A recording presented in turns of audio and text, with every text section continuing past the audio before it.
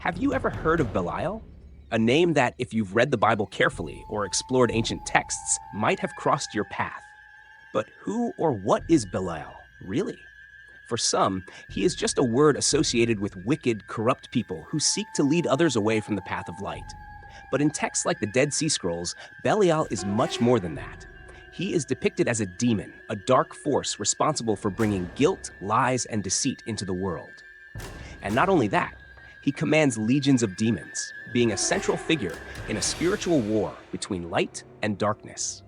Throughout the centuries, this enigmatic figure has intrigued scholars and believers alike.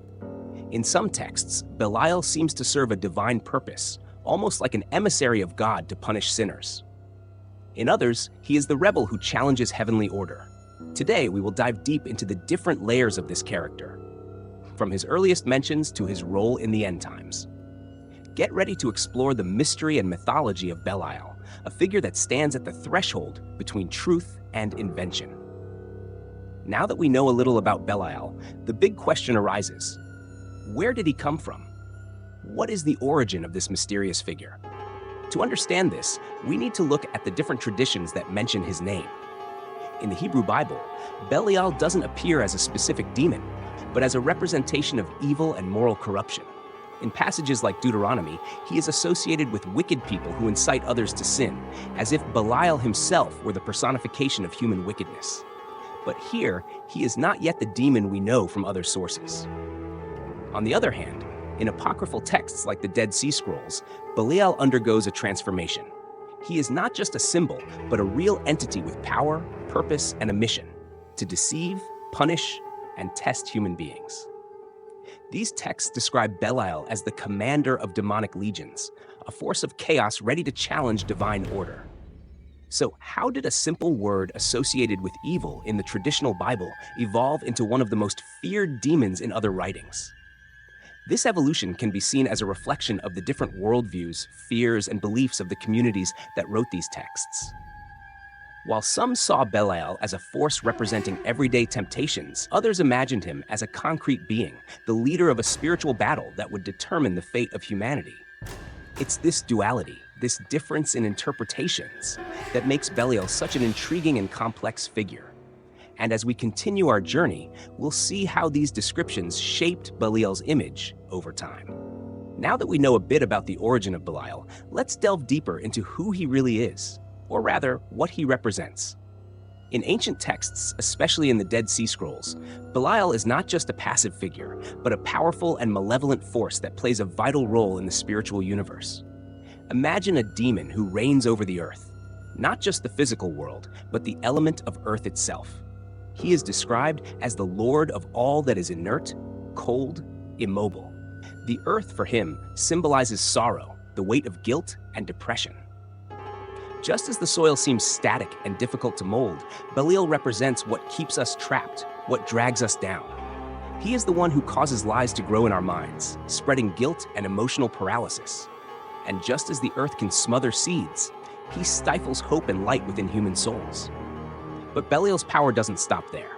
According to tradition, he is the leader of legions of other demons, subordinate to him, who spread his influence across the world. These legions are like his spiritual children, extensions of his own mission to deceive and destroy. If there is a devastating lie, a consuming guilt, or a weight that crushes the soul, it is likely under the influence of Belial and his followers. And the most curious part of all is that despite his demonic nature, Belial, in some texts, is described as fulfilling a divine mission. He is not just the rebel against God. In some cases, he acts as a kind of enforcer, sent to punish and test mankind. But where does he draw the line between serving and rebelling? This ambiguity is what makes Belial so fascinating. He is both an instrument of justice and an agent of chaos. With this in mind, we can see that Belial is not just another name in the catalog of demons. He is a primordial force, rooted in the very fabric of the world, working silently to trap humanity in cycles of lies, guilt, and despair. And as we continue, we will uncover how he fits into a cosmic battle that, according to some traditions, will decide the fate of us all. Now that we understand Belial's power and influence, an even more disturbing question arises. What is his role in the grand scheme of the universe? According to texts like the Book of Enoch and the Dead Sea Scrolls, Belial is not just a figure of the present, but someone who will play a crucial role in what they call the end of times. Imagine a scenario of chaos and destruction, where the line between good and evil becomes clearer than ever. Belial will be at the center of this conflict. These ancient texts describe an epic battle between light and darkness, where the forces of good, represented by the sons of light, face off against the legions of darkness, commanded by none other than Belial, the leader of the sons of darkness.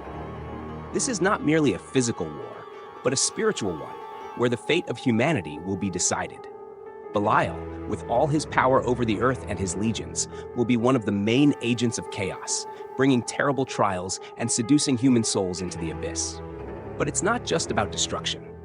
Belial will have a clear goal: to challenge everything that is sacred, everything that is divine. He will use his most powerful weapons, guilt, lies, and despair, to erode faith, hope, and truth. And each time he succeeds in leading a soul into darkness, the battle will tip more in his favor. In apocalyptic texts, this war is not merely a metaphor. For the authors of these writings, it is an inevitable reality, something that will occur at the end of days, and Belial will be one of the great protagonists. He does not fight alone.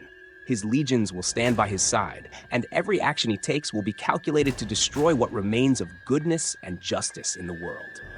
This apocalyptic vision gives us an idea of the true extent of Belial's power.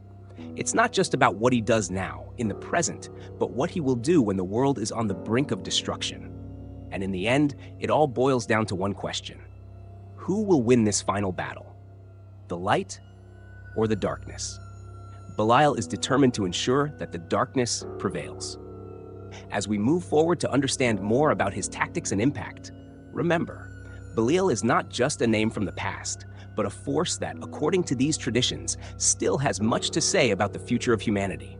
Now, let's explore Belial's most powerful weapons, those he will use to test humanity. In ancient texts like the Dead Sea Scrolls, it is said that Belial not only commands armies of demons, but also employs 3 devastating sins as his main instruments of destruction. These 3 sins are adultery, the rejection of divine precepts, and the malicious use of wealth. Let's examine each of them. The first sin, adultery, represents more than just marital betrayal. For Belial, adultery is a symbol of all forbidden and immoral relationships. He uses this sin to corrupt the human heart, allowing illicit desires to take the place of righteousness. The Bible shows us how destructive this kind of sin can be.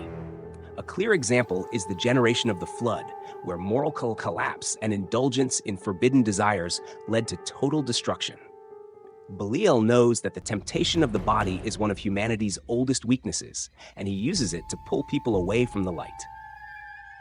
The second sin is the rejection of divine precepts. This occurs when people decide that God's laws no longer have a place in their lives, a deliberate abandonment of faith. For Belial, this rejection is a deep victory, as it means that a human being has severed their connection to their sacred purpose. He promotes this insubordination, encouraging humanity to question the value of traditions and to abandon divine morals, as if these rules were a burden rather than a protection. Finally, the third sin is the malicious use of wealth. Wealth itself is not evil, but Belial manipulates the desire for power and money to corrupt even the purest souls. He seduces people into obtaining wealth through illicit means or using their fortune to spread evil. The temptation to accumulate riches, to live in luxury at the expense of others, is one of Belial's oldest and most effective strategies. He knows that when money becomes the center of a person's life, greed takes over, darkening the spirit. These 3 great sins, adultery, the rejection of faith, and the malicious use of wealth, are Belial's tools for corroding humanity from within. He doesn't attack directly, but subtly, planting these temptations in our lives, allowing us to build our own downfall. And in the end times, these sins will be the trials Belial uses to separate those who still resist in the light from those who have fallen into darkness. As we continue on this journey, it becomes clear that Belial is not an enemy to be faced with brute force alone. He is a force of seduction and deception, working in the shadows, feeding on human weaknesses. And if we want to win this battle, we must first understand how he manipulates our world. Now that we understand the power and weapons of Belial, an important question arises. How is he described in the canonical Bible, the one most of us know and respect? Interestingly, the figure we find in the Dead Sea Scrolls, the Book of Enoch, and other apocryphal texts seems quite different from the version that appears in the 24 books of the Hebrew Bible. In the canonical Bible, the name Belial is not associated with a demon possessing supernatural powers. In fact, the term Belial is more often used to describe wicked or corrupt people, those who have strayed from God's ways. Instead of being a spiritual being commanding legions of demons, sons of Belial are, in reality, humans who act with malice and seek to corrupt others. They are those who, through their evil actions, become agents of wrongdoing in the world. An example of this can be found in the book of Deuteronomy, where sons of Belial are described as people who incite others to idolatry, leading them away from worshiping the true God. Here, Belial is not an invisible figure operating in the shadows, but a way of describing humans who act as instruments of temptation and sin. They are the traitors within the community, bringing destruction through their choices. Another example can be found in the book of Judges, which recounts the tragic story of a concubine who was violated and killed by men described as sons of Belial. Again, the term refers to people, to human beings who committed an act of extreme evil. No demons are involved, just the wickedness that can exist within each of us. And in the book of Samuel, we see another reference to the term when the sons of the priest Eli are described as sons of Belial. They desecrated the tabernacle, acted with selfishness and impiety, and because of their actions, they brought a curse upon Eli's house. Once more, Belial here is not a supernatural being, but a way of speaking about human moral corruption. Therefore, unlike the apocalyptic and powerful descriptions found in non-canonical texts, the canonical Bible does not grant Belial the status of a great demon. At most, he is a metaphor for human wickedness, a symbol of all that is corrupt, immoral, and that leads us away from God. This contrast between canonical sources and apocryphal texts reveals something important, that the way we perceive evil can vary greatly from one tradition to another. Is Belial truly the powerful demon portrayed in some writings, or is he simply a term used to describe the worst of human behavior? Either way, he remains a powerful symbol, reminding us that evil can manifest both in invisible forces and human actions. The choice of which version to believe, in the end, is up to us. Now, let's take a closer look at the biblical examples where the term sons of Belial is used, and how it reveals an important dimension of human corruption. Throughout Scripture, this term appears in moments of great moral tragedy, giving us insight into what it truly means to fall into the grips of evil. Let's start with the book of Deuteronomy. Here we see a clear warning. If there come among you men, sons of Belial, who incite you to idolatry, turn away from them. In this passage, Belial is directly associated with those who try to lead the people away from worshiping God. It's not a demon, but corrupt people, leaders who promote false gods and deceive their communities. These people, with their words and actions, are seen as enemies of faith, dragging others into sin. Belial, then, is used as a label for these individuals, a metaphor for those who carry evil within themselves. Next, we move to the book of Judges, in one of the Bible's darkest and most tragic stories. A concubine, traveling with her master, is brutally attacked by a group of men in a city of the tribe of Benjamin. These men are called sons of Belial.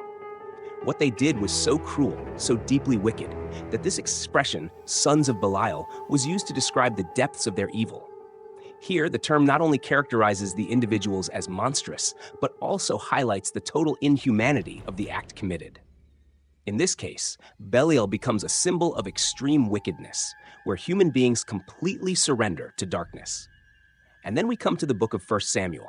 The prophet Eli, a righteous servant of God, had two sons, Hophni and Phinehas, who also served in the tabernacle. However, instead of following in their father's footsteps, these two men abused their power, corrupting the sacred offerings and leading the people to sin. They ate the best portions of the offerings meant for God and despised religious practices. The Bible describes them as sons of Belial, a devastating accusation. Though they were the descendants of a righteous man, their actions marked them as impious and rebellious, bringing a curse upon their house. This shows that the term can even be applied to those who should be examples of goodness but chose the path of corruption. These examples reveal something fundamental. The concept of sons of Belial does not refer to supernatural beings, but to ordinary people who allow themselves to be consumed by evil.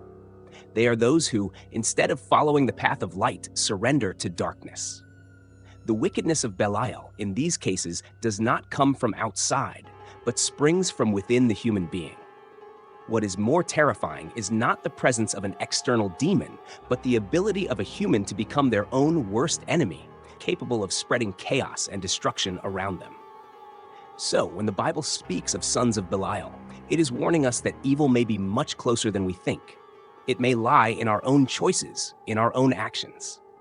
And perhaps this is one of the most powerful lessons these texts offer us. Now that we've journeyed through the various facets of Belial, from ancient texts to biblical examples, we arrive at a crucial point. What does all of this teach us? What can we take away from these contrasting stories and visions of evil? The figure of Belial, whether as a powerful demon in the Dead Sea Scrolls or as a metaphor for human wickedness in the canonical Bible, warns us of the danger that evil poses in our lives.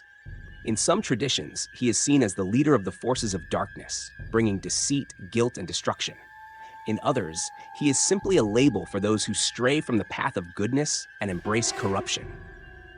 What becomes clear in all of these narratives is that evil, whether personified by Belial or manifested through human choices, is a force that tests us.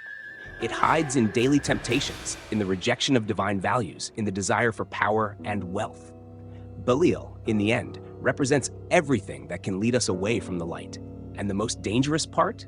He operates subtly, hidden in the shadows of our own weaknesses and desires. But the warning is clear. If we are not careful, we can become the sons of Belial.